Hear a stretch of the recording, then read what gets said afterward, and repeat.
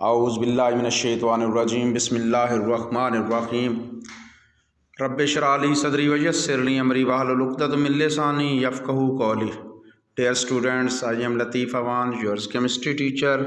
बेटा हम आज chemistry second year chapter number 12 carbonyl compounds मतलब अल्डिहाइड्स और कीटोन स्टार्ट करने जा रहे हैं।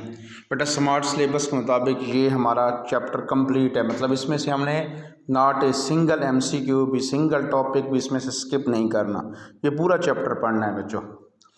चलें जी, हम स्टार्ट करते हैं। अल्लाह ताला की बाबरकत नाम से बहुत इंपॉर्टेंट चैप्टर है और ये जो हमारी प्रीवियस पेयरिंग होती है बेटा उसके मुताबिक ऑर्गेनिक में से लास्ट चैप्टर है long question point of view, मतलब 13 चैप्टर है तो सही ऑर्गेनिक का, लेकिन बच्चों जो रूटीन रही है साबिका ईयर्स में वो यहाँ से जो है वो लॉन्ग क्वेश्चन नहीं बनता।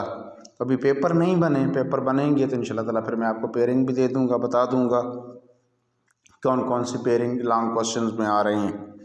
जी बेटा, ऑर्गेनिक कंपाउंड्स कंटेनिंग दी कार्बोनाइल फंक्शनल ग्रुप, अगर C डबल बॉन्ड O, बेटा आप देख सकते हैं ये आप लोगों के सामने है C डबल बॉन्ड O, ये हमारे पास जो है ये बेटा जी ये हमारे पास कार्बोनाइल ग्रुप है। जिन कंपाउंड्स में ये कार्बोनाइल ग्रुप होगा मतलब है कार्बन और ऑक्सीजन के दरमियान डबल बॉन्ड होगा, बेटा उन कंपाउंड्स को हम कार्बोनाइल कंपाउंड्स कहते हैं। अब बेटा ये कार्बोनाइल कंपाउंड्स दो किस्म के होते हैं। अगर इन कार्बोनाइल कंपाउंड्स में किसी एक तरफ, ये दो कार्बन के इर्द गिर्द किसी एक तरफ अगर हाइड्रोजन आ जाए, मतलब ये देखें HC डबल बॉन्ड O, अब दूसरी तरफ बेटा जी हमारे पास यहाँ पर हाइड्रोजन भी हो सकता है, यहाँ पर अल्काइल ग्रुप भी हो सकता है, यहाँ पर अराइल ग्रुप भी मतलब C6H5 भी हो सकता है, तो इनको हम अल्डिहाइड्स कहते हैं। और अगर बेटा दोनों तरफ यानी यहाँ हाइड्रोजन ना हो इस कार्बोनाइल कंपाउंड्स में, हमारे पास जो है ये C double bond O,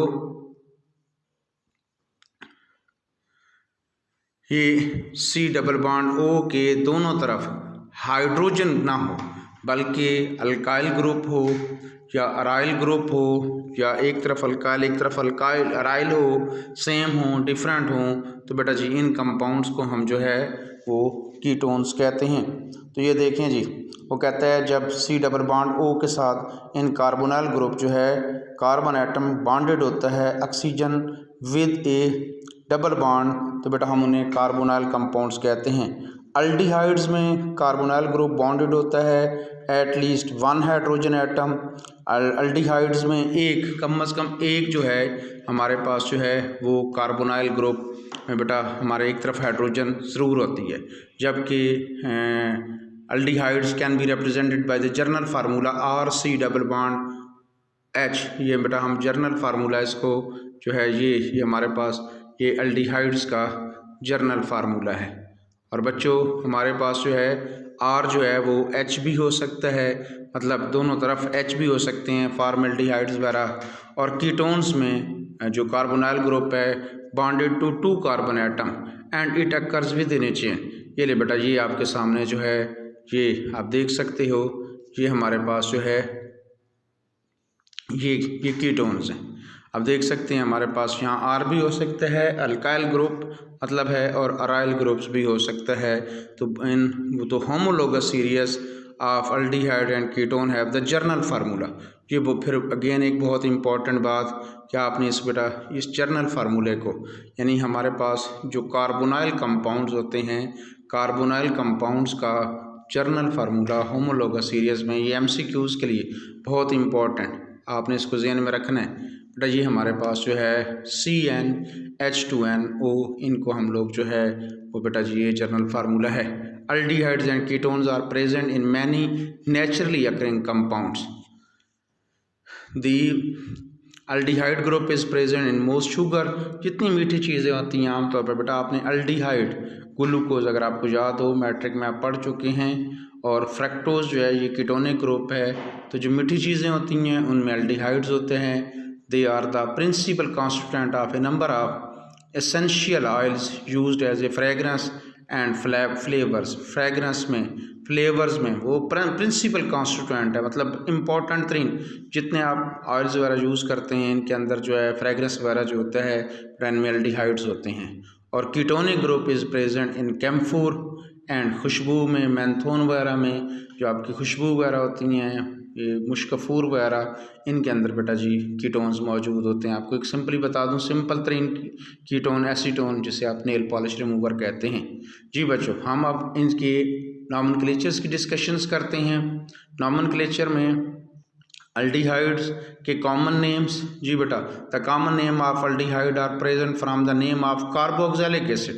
basically बेटा कार्बोक्सिलिक एसिड में, और अब ये देखें ना हमारे पास कार्बोक्सिलिक एसिड में और अल्डिहाइड्स में अब जो फ़र्क है ना, जो आपने समझना है जो बात, इधर देखें बेटा, ये हमारे पास फॉर्मल्डिहाइड है, लेकिन अगर हम यहीं पर HC डबल बॉन्ड OH लगा दें, ये लें बेटा जी, यहाँ इधर H है और इसमें यहाँ OH है, तो ये हमारे पास फार्मिक एसिड बन जाएगा। H है तो फॉर्मल्डिहाइड, तो फॉर्मल्डिहाइड ये देखिए अब कहाँ से निकला है हमारे पास, ये जो है हमारे पास ऑब्टेन्ड हुआ है from the common name of carboxylic acid. जब आप इनके कॉमन नेम्स देंगे तो कार्बोक्सिलिक एसिड से देंगे, same number of carbon atom, मतलब एक कार्बन वाला कार्बोक्सिलिक एसिड जो होता है उसका कॉमन नेम फार्मिक एसिड है। अल्डिहाइड में हम इसे फॉर्मल्डिहाइड कहेंगे। दो कार्बन वाला हमारे पास जो है एस्टिक एसिड, और जब यहाँ पर अल्डिहाइड होगा तो एस्टल्डिहाइड्स कहेंगे।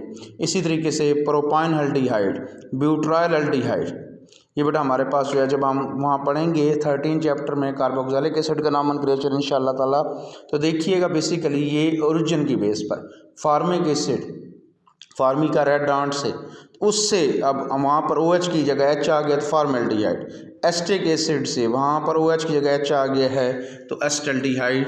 बेटा ये बात भी आपने याद रखनी है। अब क्योंकि कार्बोनाइल ग्रुप, ये देखें बेटा जी, अब इम्पॉर्टेंट बात है, ये हमारे पास फंक्शनल ग्रुप है, कार्बोनाइल अब फंक्शनल ग्रुप है एल्डिहाइड्स में।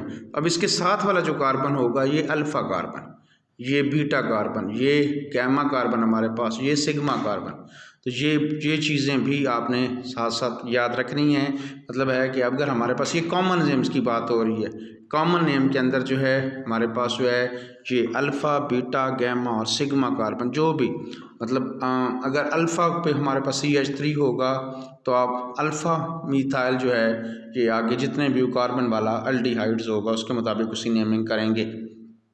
कॉमन नेम हमेशा बेटा मैंने आपको समझाया कि हमारे पास जो है वो ये 2 वर्ड सिस्टम है, और IUPAC नेम जो है ये वर्ड्स 1 सिस्टम है। अब बड़ा सिंपल है, कोई मुश्किल बात नहीं है।